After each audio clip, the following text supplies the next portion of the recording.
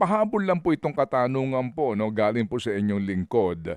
Ito po ay liham ni Vice President Zara Zimmerman Duterte, address po kay SP Sherwin Gatchalian. Number 3 po sa kanyang liham na may petsang July 7, as these arrangements are required solely in connection with these proceedings, the OVP respectfully requests that the Senate should shoulder the reasonable cost of food and beverage and catering services for the defense team, support staff, and witnesses.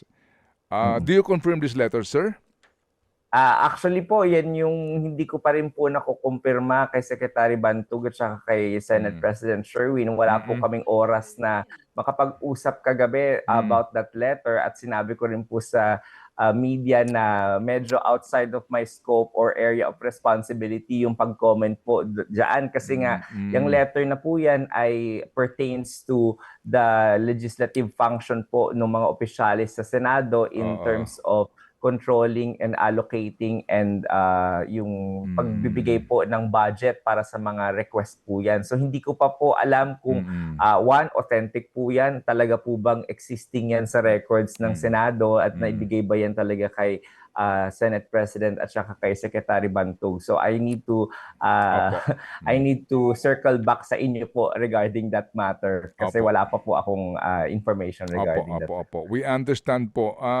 Well, ito ho naman po kasi nga ay naipamahagi na rin po sa media ang ilang pong kopya nito at yung nga din po ang binabanggit na dahilan umano ng OVP, no? Dito ho sa gastusin. Ito ho ay administrative matter na kumbaga para po sa Senado.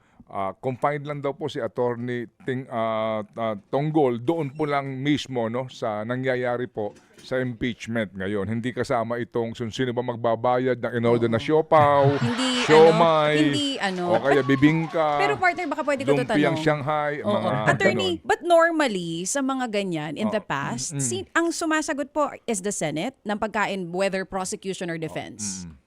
Hindi ko rin, wala rin akong information dyan, DJ Chacha. I need to ask po, no? Hindi yan parte nung naging curious ako sa mga operations ng Senado po no, when I was appointed. Parang malayo yan sa naisip ko na tatanungin ko ng mga information. So, hindi ko rin po alam in the past during the Corona and the Estrada impeachment how it happened.